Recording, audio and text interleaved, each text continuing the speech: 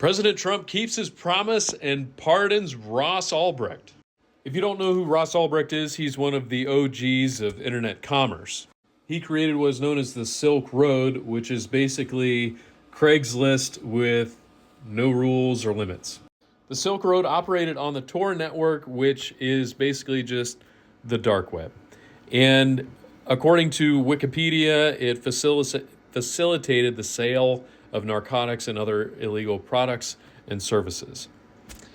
Now, I've known about Ulbricht for a couple of years now and kind of did a deep dive on him a few years ago. And my understanding, at least at this point, of this guy is he did not intend for the Silk Road to become this platform just full of illicit material. That was not the intention. But if you are a true libertarian or you understand what libertarianism is, there's really no limit as to what people can do when you offer them complete and total freedom. And so what ended up happening, because the Silk Road was just open to anything and everything, is the inevitable, which turned out to be a lot of illicit activity. My understanding is the Silk Road operated to its full capacity from 2011 to 2013.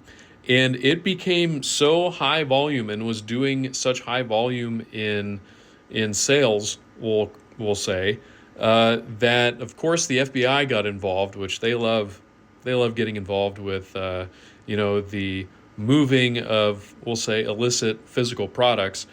And as you can see here, in 2015, he was convicted of continuing a criminal enterprise, distributing narcotics by means of the internet, blah, blah, blah. I'll let you read there. I don't know if I'm allowed to say what I just said.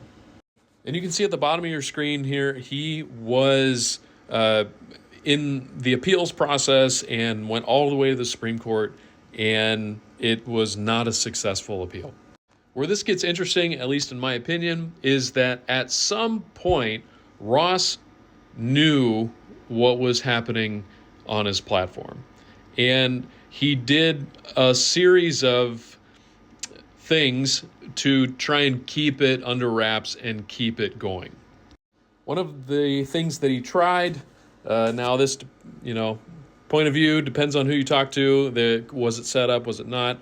I'll let you go ahead and read here, but there was this thing, and I'll let you read below here.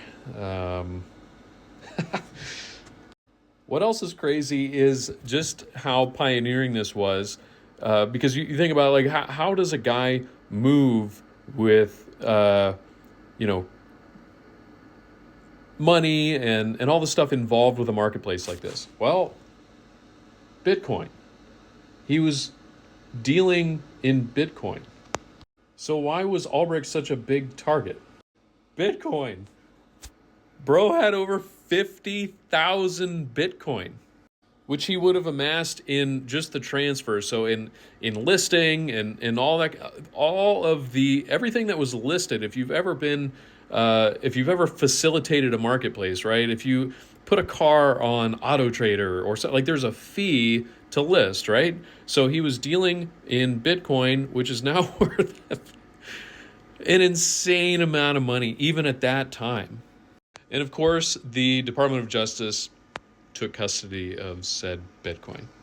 What makes all this even more interesting is this guy has no previous, he's got a very clean background.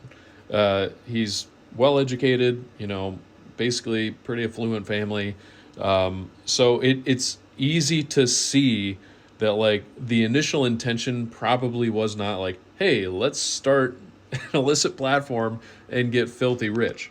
And the primary mover here, or why this is such a big deal even today, is because a lot of what the Silk Road represented was libertarian principles. So as this guy was educated, he learned a lot of libertarian principles, and he legitimately believed it. He believed it enough to where he created an internet platform, which back in the early 2000s and even 2010, the internet wasn't what it is now. And I can say that because I graduated in the early 2000s, and we just didn't really understand what the internet was capable of.